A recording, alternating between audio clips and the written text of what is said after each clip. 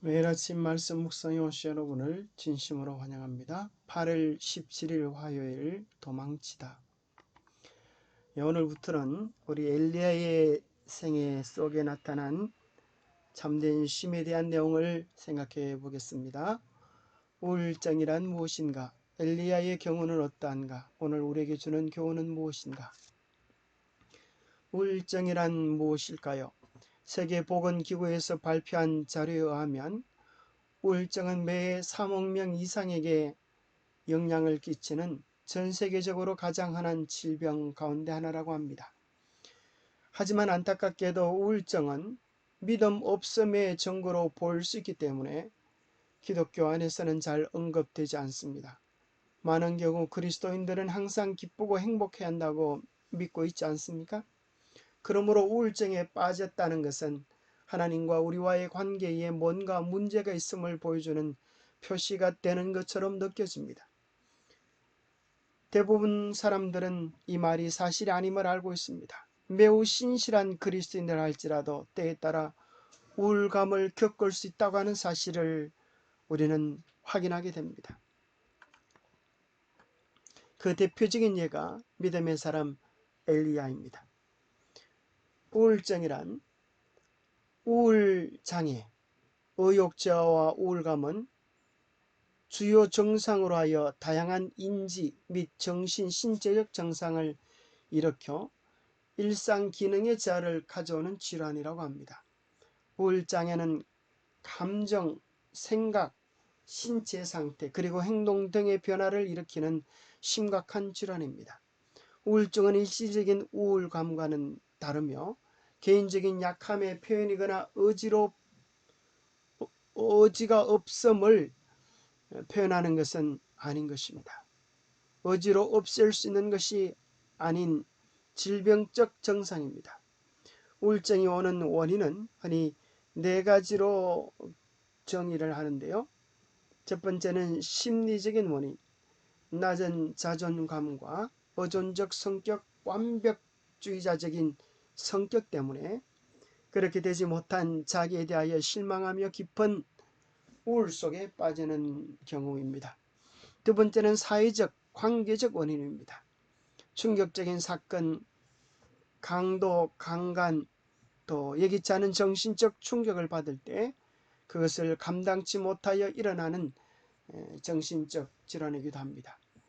또 이혼, 사별, 또 좋은 마음을 정말 담았던 친구와 헤어지는 것들, 시련, 실직 이런 것들로 인하여 오는 정신적 충격일 수도 있습니다. 또 신체적인 원인에 따라서 오기도 합니다. 갑상선 질환, 또 내분비 질환, 뇌졸중, 종양 등을 통하여 오기도 하고 생물학적인 원인, 호르몬의 이상으로 경험되어지기도 합니다. 특별히 요즘은 코로나 때문에 우울증이 더욱 첨가되어졌습니다. 2010년에 64만이었던 이 우울증의 환자가 2020년에는 100만 명을 넘었습니다.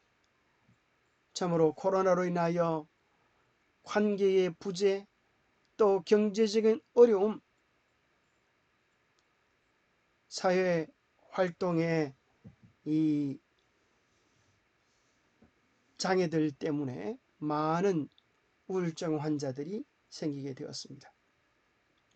연령에 따라서 소아나 청소년들에게 있어서 등교 거부, 짜증, 감정 기폭이 심하고 과격한 행동, 극단적인 언행, 흥미 상실, 학습력 저하 등으로 나타납니다. 중년에는 상실 및 공감, 건망증, 건강염려증, 죄책감과 후회 등으로 나타나기도 하고 때로 노인에게는 외로움, 불안증, 불면증, 기억력 저하 등으로 나타나기도 합니다. 엘리야의 그 경우는 어떻습니까? 믿음의 용사 엘리야, 성경에 참으로 수많은 에일리 선지자들 중에 정말 위대하고 유명한 선자로 알려진 엘리야에게도 어느 날 우울증이 찾아옵니다.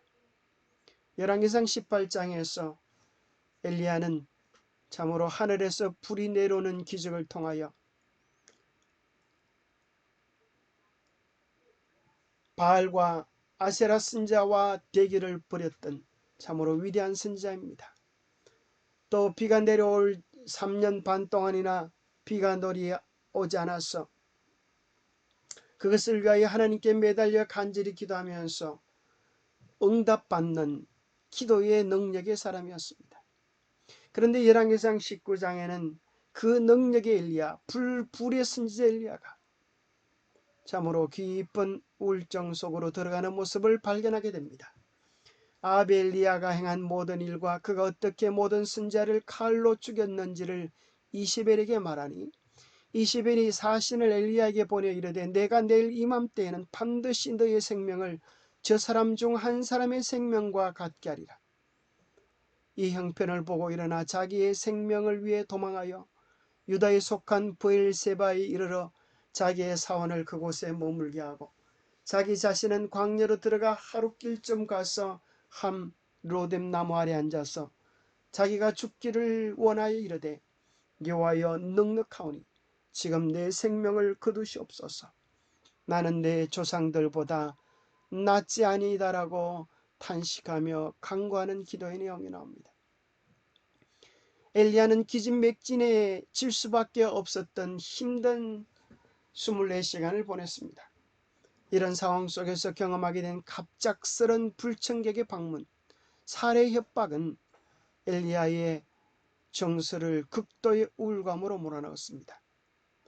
바알의 선자들이 죽임을 당했던 현장에 엘리야도 있었으며 아마도 엘리야도 자기의 손으로 직접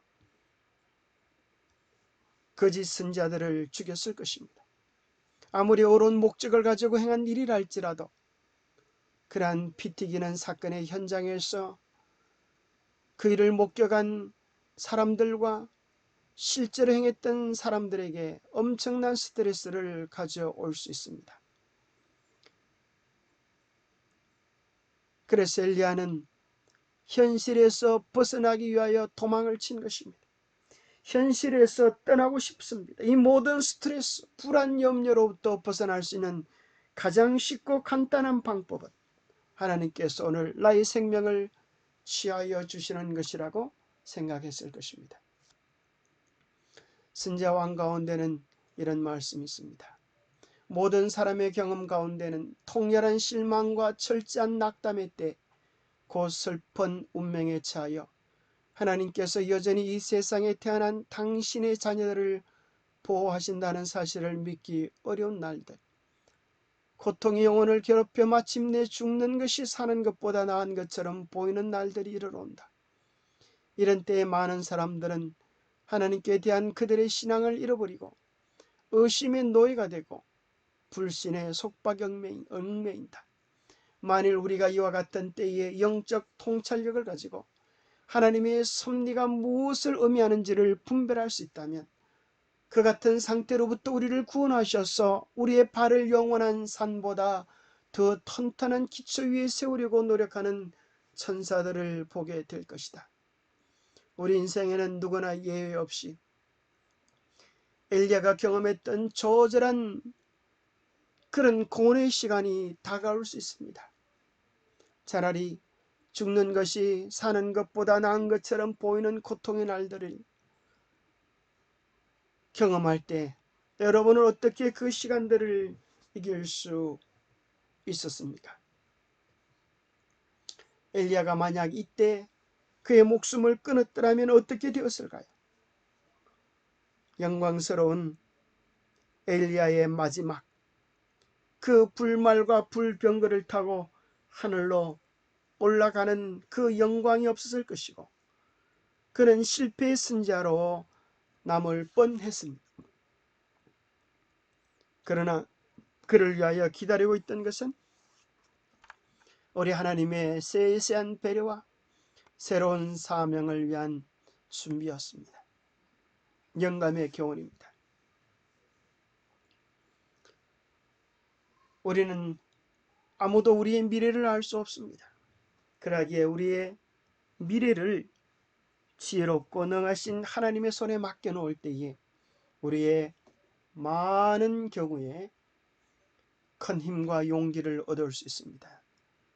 세상에 밤낮이 있는 것처럼, 세상에 봄, 여름, 가을, 겨울 사계절이 있는 것처럼 우리 영혼의 계절도 있습니다. 가장 춥고 쓰라린 겨울 후에는 반드시 봄날이 온다고 하는 사실을 잊지 마십시오. 오늘 인류는 참으로 힘든 어려운 시간들을 보내고 있습니다. 그러나 그것은 곧 우리에게 봄이 가깝다고 하는 징조일 뿐인 것입니다. 현재 인류의 약화된 상태가 내 앞에 제시되었다. 인류의 매 시대마다 더욱 약화되었으며 온갖 형태의 질병이 인류를 괴롭힌다. 수천의 가련한 인생들이 불고나 병든 몸으로 신경쇠약이나 우울증으로 시달리면서 비참한 생을 연장하고 있다. 인류에 대한 사단의 세력은 증가한다. 만일 주께서 곧 오셔서 그의 세력을 파괴시키지 않으신다면 지구에는 머지않아 남는 자가 없게 될 것이다. 오늘날 참으로 무수히 많은 사람들이 여러 가지 정신적 스트레스와 고통, 우울증으로 괴로움을 당하고 있습니다. 오늘 여러분의 마음을 괴롭히는 우울증은, 스트레스의 원인은 무엇입니까? 우울증은 때로 우울감으로, 무기력과 귀차니즘으로, 또 식욕과 체중의 변화가 올 수 있습니다. 어떤 사람에게는 밥맛이 없기도 하고, 어떤 사람은 스트레스를 이기기 위하여 너무 많이 먹다가 또 체중의 변화를 경험하기도 합니다. 어떤 사람에게는 잠이 오지 않고, 어떤 사람은 너무 많은 잠 속에서 의식을 회복하지 못하는 사람도 있습니다. 어떤 사람은 불안과 초조 속에 있기도 하고, 때로는 심지어 자살 충동을 경험하기도 합니다. 그러면 어떻게 우리가 이 우울증들을 이겨낼 수 있을까요? 우리의 정서적인 감정적 변화가 있을지라도 우리는 규칙적인 생활 계획표를 정하고 그렇게 한번 생활해 보는 것입니다. 마치 오늘 엘리야를 위한 천사의 해답은, 하늘의 해답은 그를 위하여 충분한 잠을 자도록 배려해 주셨고, 먹을 떡과 물을 준비했던 것처럼 뉴스타트의 규칙적인 생활들을 유지해 감으로 우리의 마음의 힘과 육체의 힘을, 활력을 얻을 수 있습니다. 또 특별히 이러한 때에 하루 30분 전 정도의 안전한 야외 활동을 통하여, 또 산책을 통하여서 큰 활력을 얻을 수 있습니다. 새로운 취미를 가져보는 것도 좋은 방안이라고 생각합니다.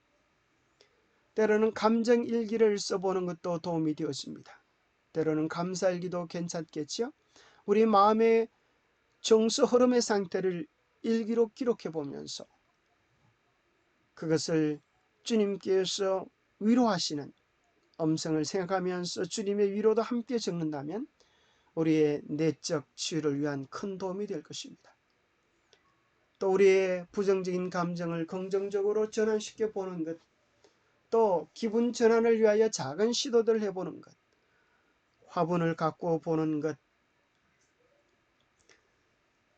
작은 취미를 가지는 것, 또 때로는 자신을 격려하고 용기 주는 것들, 이런 것들이 우리의 삶에 작은 활력을 줄 수 있습니다.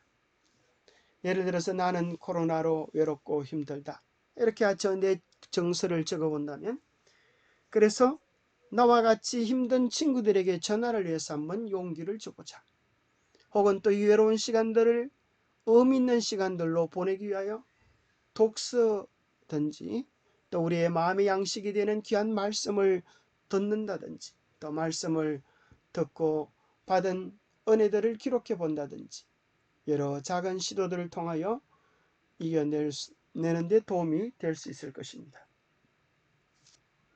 낙심한 자들을 위한 확실한 치료제가 여기 있다. 그것은 신앙과 기도와 사업이다. 신앙과 활동은 자신감과 만족을 줄 것이며 그것들은 날마다 증가하게 될 것이다. 그대는 불안한 예감이나 심한 절망적인 감정에 빠지고 싶은 시험을 당해본 일이 있는가? 가장 암담한 날, 형세가 가장 험악한 것처럼 보일 때에 무수하지 말고 하나님을 믿어라. 하나님께서는 그대의 필요를 아신다. 그분은 전능하신 분이시다. 그분의 무한하신 사랑과 동정심은 결코 지치지 아니한다. 하나님께서 당신의 약속을 성취하는 데 실패하지는 않을까? 염려하지 말라. 하나님은 반드시 당신의 약속들을 이루어 주시는 것입니다. 고로 우리 이를 낙심한 자를 위한 확실한 치료제, 신앙과 기도와 활동입니다. 하나님과의 깊은 교제, 우리의 심령을 토로하는 깊은 기도들, 무언가를 향한 작은 시도 활동들은 우리의 영적인 큰 유익을 주게 될 것입니다. 기도하겠습니다. 하나님 아버지, 우리 스스로도 어찌할 수 없는 우울한 감정들이 파도처럼 밀려올 때에 주님 도와주시옵소서. 제가 가진 인간적 연약함으로 인해 지치고 힘들어 우울한 감정 속에 빠져들 때가 있습니다. 오늘 교과를 통해 그것은 저만의 문제가 아님을 깨닫게 해주시니 감사합니다. 이러한 문제의 해결을 위해 하나님께 나올 수 있도록 도와주시옵소서. 하나님께 내 심정을 토로하고 하늘로부터 오는 신령한 위로를 얻게 하여 주시옵소서.